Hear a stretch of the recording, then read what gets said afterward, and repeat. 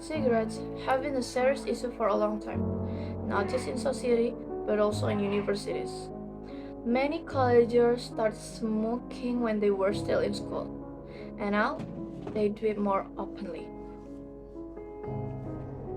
Some even begin smoking here just because of peer pressure, stress, or just want to look mature. But the truth is, smoking is extremely harmful for our life, for our health, and can lower our quality of life.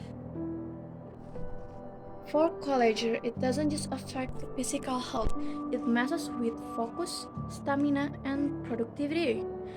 And the scary part is nicotine and tar make it addictive and make it a people cannot stop even when they already know how dangerous it. In the long term, smoking can lead to serious diseases such as lung cancer, heart disease, and respiratory problems. The problem gets even worse when people start smoking around the campus area. Campus should be a comfortable, healthy, and safe place for learning, but in reality, many colleges start smoking at the public places like parking lots, garden, cafeterias, or even at this corridor. That doesn't only harm themselves as active smokers, but also others around them as passive smokers.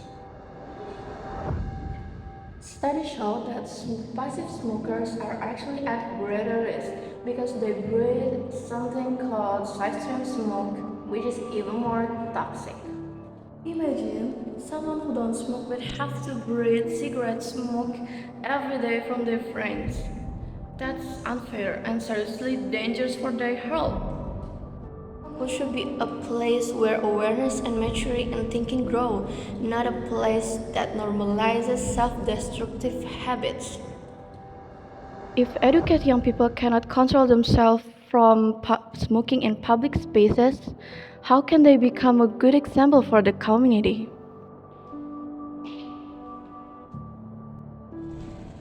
In my opinion, universities need to apply strict no smoking rules and also educate college or students about the damage of smoking, both for active and passive smokers. Another solution is to provide designated smoking areas far from classrooms, libraries, and crowded places. This way, the rights of smokers are respected, while non-smokers can still enjoy clean and healthy air. As collegians, we should be critical thinkers and take responsibility for our actions. Smoking on campus isn't a sign of freedom, it's a sign of carelessness toward ourselves and others. A smoke free campus might sound like a small thing, but it's an important step towards a healthier, more productive, and civilized learning environment. Thank you. Okay, now I will presenting about the usage of modal in request word. So before we start, let me introduce myself. Here's my name, Revalina Suryadi Yakzan, and my attendance number is 33. In English, modals are auxiliary verbs used to express meanings such as ability, permission, or request. And in this presentation, I will focus on how we use modals to make polite requests. Okay, first of all, modals. What are modals? Modals are helping verbs that express the mood or attitude of the speaker. There are several common modals that we can use. It is can, will, could, may, and will. Okay, first I will explain you about using can in request. Can is used for casual or friendly requests. It is used to ask for something or permission and to ask someone to do something for us. For example, can you help me with my homework? Okay. And then we have could. Using could in request. Could sounds more polite and softer than can. Yes. For the example, could you please pass the salt? Now we have to explain about may. Using may in request. May is used in formal situation, very formal. So you can say this to people who older than you. Yes.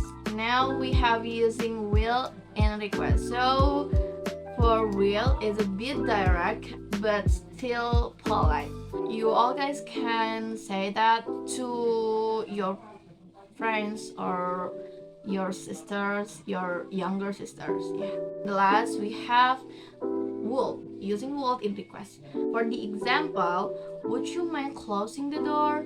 Would is also polite and often used to sound respectful. Yeah. And would like if you want to something. So here I have grammar focus about would like. If you guys want to say would like, you have to add to and verb after that. Okay, now we're going next to levels of politeness. Could and would are more polite than can and will. So you all guys have to use could and would if you want to sound extra respectful. Okay, next, formal versus informal request. May I speak to you? And can I talk to you? May I is formal, while can I is informal. So choose based on who you're talking to. Okay, so you guys have to wisely to choose them between may I or can I. Yeah, it depends with who you are talking with. And then indirect request. Sometimes we use indirect forms to sound more polite, right? But actually it's wrong. It's not the pattern. So we have to learn the pattern, and the pattern or the formula is modal, subject plus verb. So this the example. Can you help me? Can you help me? Help is the verb. Can is modal. You is the subject. Will you join us? Will is modal. Subject is you, and verb is join. This is the basic pattern. Okay. Next, positive and negative requests. Positive, could you help me? Negative, would you mind not talking today? So a positive request asks someone to do something nicely, but a negative request is ask someone not to do something. And responding to requests. Okay, responding to requests have two types. First one is positive responses, agreeing. The example, sure, of course, no problem, certainly, absolutely, I'd be happy to. And yes, go ahead. For the example on the dialogue, could you help me carry these books? Sure, no problem. Okay, like that. The last one is negative responses. Example, sorry, I can't. I'd love to, but I'm busy. Right now. I wish I could, but I have other plans. So if you want to refusing that request, you have to explain the reason why you cannot. Like, I love to, but I'm busy. It's the reason. Okay. This dialogue. Would you like to join us for dinner? I love to, but I have to study it tonight. I have to study the reason. Common mistakes.